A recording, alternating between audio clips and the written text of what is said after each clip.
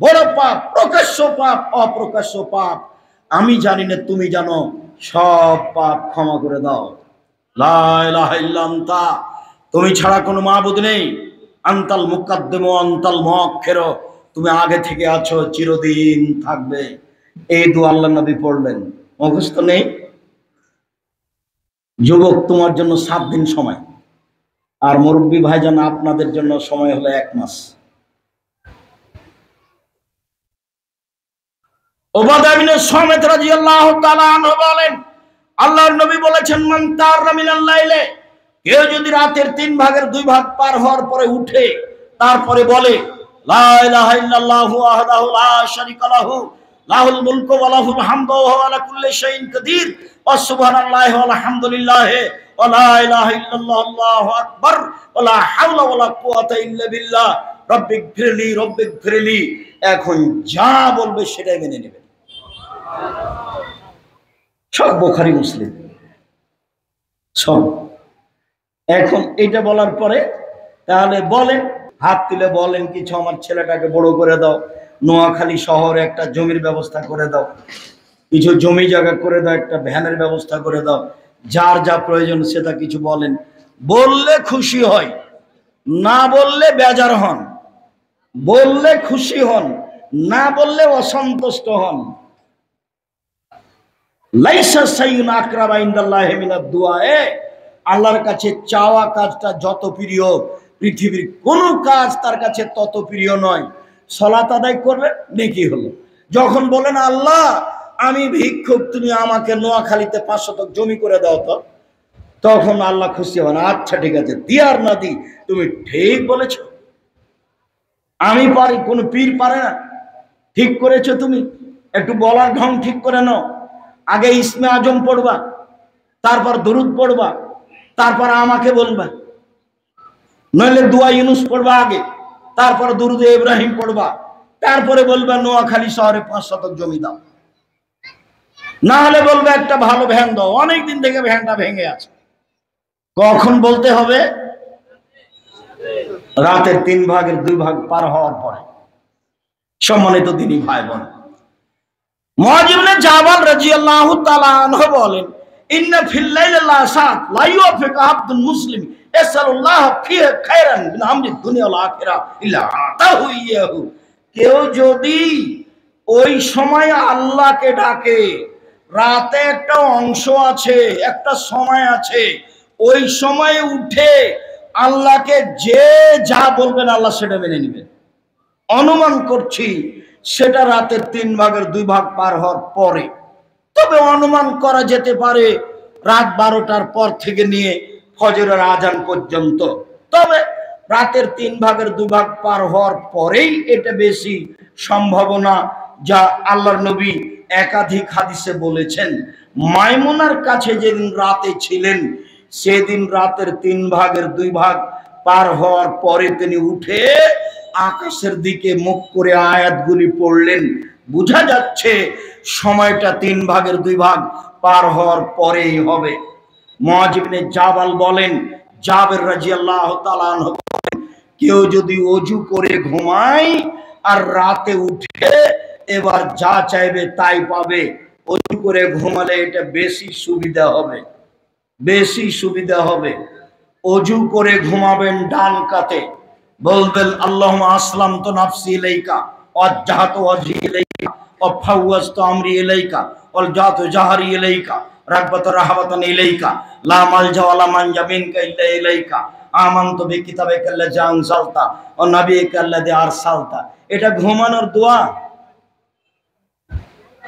এটা আল্লাহর নবী নিয়মিত বলতেন। এই যাও এলা ফিরাসি ইস্তাজালা শিক্কিহিল আইমান, যখনই তিনি বিছানায় যেতেন তখনই তিনি ডান কাতে শুইতেন। পা কোন দিকে থাকবে এটা বিবেচনা নয়। পেশাব পায়খানার সময় কিবলার দিকে মুখ করা যাবে না, এইটা কথা এসেছে। শোয়ার সময় পা কোন দিকে থাকবে এইটা বিবেচনা আসেনি। ভারত বাংলাদেশ পাকিস্তানের লোকেরা বুঝলো যে কিবলার দিকে পা করে শোয়া হবে না। আল্লাহর নবী বললেন ডান কাতে শোও, তোমার পা কোন দিকে আছে এটা বিবেচনার বিষয় নয়। নাটোরে এক জায়গাতে বক্তব্য দিতে গিয়ে কেবলার দিকে পা করে শুয়েছিলাম। দুইজন মানুষ এসে বলল, কেবলার দিকে পা করে যে শুয়ে আছে তার বক্তব্য শুনবো কি? ধর্ম এমনিতেই চলছে, ধর্ম এমনিতেই চলছে, কেউ এর পিছনে বিবেচনা করে না। ডান কাতে শুয়ে এই দোয়া পড়ে শুয়ে যাবেন অজু করে। এবার রাতের 3 ভাগের 2 ভাগ পার হওয়ার পরে আপনি আল্লাহকে বলেন, চলেন এইটুকু শেষ করে নি, আর একটু বলে ইসমে আজম পড়বেন। কথা লম্বা থাক। ইসমে আজম হলো আল্লাহুম্মা ইন্নী আসআলুকা বিআন্নাকা আনতাল্লাহ লা ইলাহা ইল্লা আনতাল আহাদুস সামাদুল্লাযী লাম ইয়ালিদ ওয়া লাম ইউলাদ ওয়া লাম ইয়াকুল লাহু কুফুয়ান আহাদ। তারপরে দুরূদ ইব্রাহিম, তারপরে নিজের কথা। যদি এখনই নিতে চান হাত এভাবে উঠাতে হবে, আর যদি চান তাহলে হাত এভাবে মুখের সামনে থাকবে। হাত উঠেই বলবেন, খালি হাত ফিরিয়ে দিতে আল্লাহ লজ্জা পান। এইভাবে উঠাবেন, মানে এখনই দেন, এখনই দেন, এখনই দেন। দেরি হতে পারে। নবীর দেরি হয়েছে 25 বছর, আমাদের নবীর দেরি হয়েছে 12 বছর। এক নবী দোয়া করছেন আর এক নবী হারিয়ে যাওয়ার কারণে। ইয়াকুব আলাইহিস সালাম দোয়া করছেন, ইউসুফ আলাইহিস সালাম হারিয়ে গেছেন এই জন্য। তো নবী দোয়া করছেন নবীর জন্য যে আমার ছেলে কোথায় হারালো, তুমি ছেলে ফেরত দাও। চাইতে চাইতে চাইতে 25 বছর পরে ছেলে পাওয়া গেল। আমি এখনই চালাবে, এখনই হয়ে যাবে, এইটা নয়। দোয়া জুমার খুতবা, বিশেষ প্রার্থনা আব্দুর রাজ্জাক বিন ইউসুফ, ওখানে বিস্তারিত নিয়ম দেওয়া আছে। আপাতত এ অংশ থেকে যাক, তারপরে চলে যাই অল্প আর সময়। আজকের জন্য লম্বা করছি না, অনেক দেরি হয়েছে। এতটুক যে আয়েশা রাদিয়াল্লাহু তাআলা আনহা বলেন, কানান নবী সাল্লাল্লাহু আলাইহি ওয়াসাল্লাম ইসাল্লি ফিমা বাইনা ইয়াফরাগা মিন সালাতিল ইশায়ে ইলাল ফজরে 11 রাকা। আল্লাহর নবী এশার সালাতের পর থেকে নিয়ে ফজরের সালাত পর্যন্ত এই সময়ে 11 রাকাত সালাত আদায় করতেন। উইসাল্লামে মিন রাকাতাইনে, 2 রাকাত পড়ে সালাম ফিরতেন, 2 রাকাত পড়ে সালাম ফিরতেন। শেষে 1 রাকাত বিতির পড়তেন। 1 রাকাত বিতিরের হাদিসের সংখ্যা অনেক বেশি, 3 রাকাতের সংখ্যা কম, তবে সব বুখারী মুসলিম।